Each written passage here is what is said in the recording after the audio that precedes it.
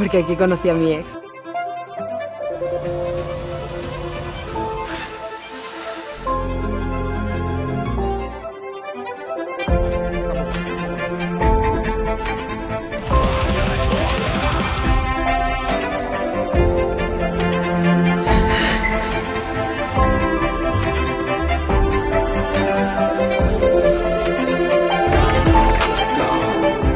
Yo sufro mucho por esto. ¿Qué tal está hoy, Salvador? ¡Arancha!